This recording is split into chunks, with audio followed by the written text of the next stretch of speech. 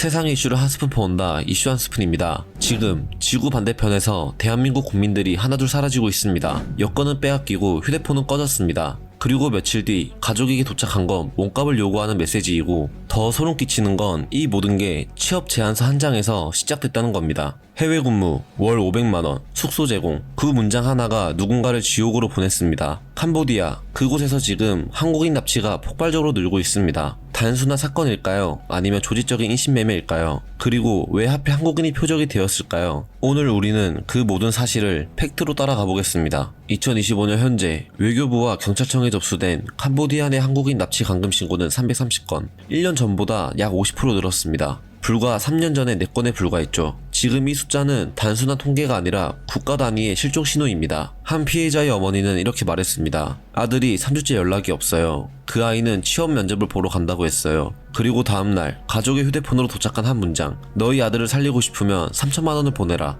그 메시지는 캄보디아 프놈펜 인근의 IP에서 발신된 것으로 확인됐습니다. 하지만 송신자는 잡히지 않았습니다. 현지 경찰은 추적 중이라 말했지만 6개월이 지난 지금까지 그 누구도 체포되지 않았습니다. 모든 건 취업 제안으로 시작됩니다. SNS, 카카오톡, 구인 사이트에서 캄보디아 IT 회사 근무자 모집이라는 공고가 퍼집니다. 면접 링크를 클릭하면 현지 중개인이 티켓과 숙소를 제공하겠다고 유혹합니다. 그들은 도착하자마자 여권을 압수당하고 한 건물로 끌려갑니다. 그곳이 바로 사기 콤파운드, 즉 스캔센터입니다. 겉모습은 사무실이지만 안에서는 수백 명이 강제로 사기 행위를 합니다. 가짜 투자 사이트, 연애 사기, 온라인 도박, 거부하면 폭행, 도주시도시 정기고문, 일부는 심지어 장기 적출로 이어졌다는 증언도 나옵니다. 엠네스티 인터내셔널은 올해 6월 보고서에서 캄보디아는 인신매매의 중심지가 됐다고 밝혔습니다. 그들이 확인한 콤파운드만 53곳, 피해자는 3만 명 이상, 그중 다수는 아시아 출신이었고 한국인 피해자 비율이 가장 높았다고 기록되어 있습니다. 다행히 살아 돌아온 한 20대 피해자는 이렇게 증언했습니다. 도착하자마자 여권을 빼앗겼어요. 너 이제부터 일해야 되라며 해외 투자 사기 사이트에 로그인시켰습니다.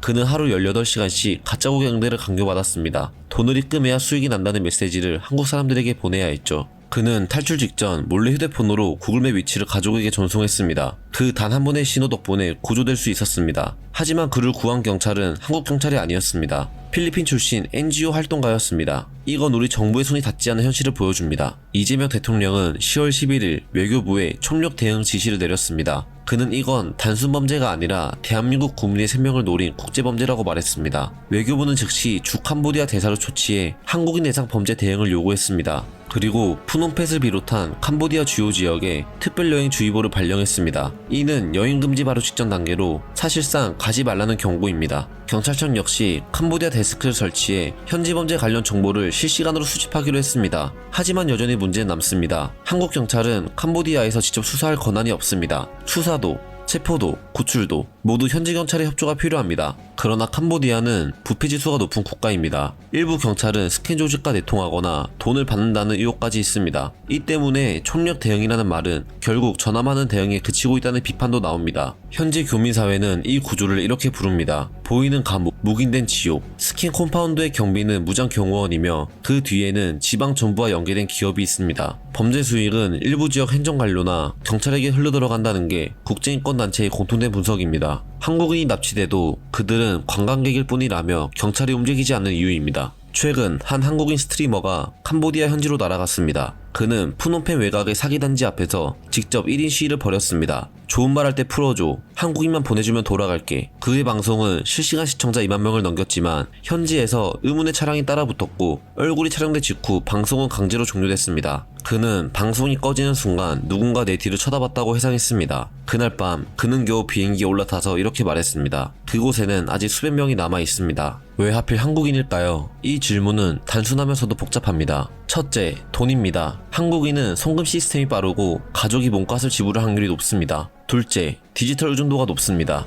SNS, 메신저, 구직 플랫폼을 통한 접근이 쉬워 사기 조직이 타깃으로 삼기 좋습니다. 셋째, 윤리적 취약성. 한국인의 예의와 신뢰가 오히려 악용됩니다. 상대방의 정중한 태도에 쉽게 마음을 여는 문화가 이 범죄의 첫 관문이 됩니다. 결국 한국인은 돈이 있고 신뢰하고 기술에 밝은 사람, 범죄 조직에게 이보다 좋은 먹잇감은 없다는 겁니다. 하지만 세계는 조용합니다. 유엔은 양국 협의를 촉구한다는 짧은 성명만 냈고 미국은 우려한다는 입장만 냈습니다. 일본은 여행 자제령을 내렸고 태국, 필리핀 등도 유사 피해가 늘고 있습니다. 전직 미트사는 이렇게 경고했습니다. 캄보디아의 불길은 이미 국경을 넘고 있다. 다음은 베트남과 라오스일 것이다. 그는 이 사태를 도미노의 시작이라 불렀습니다. 한국 정부는 분명 움직이고 있습니다. 하지만 외교적 항의로 끝나서는 아무것도 변하지 않습니다. 범죄 조직은 돈으로 공권력을 움직이고 피해자는 서류로만 존재합니다. 한 국회의원은 국정감사에서 이렇게 지적했습니다. 국민이 납치되어도 정부는 협의 중이라 답한다. 협의로는 사람을 구할 수 없다.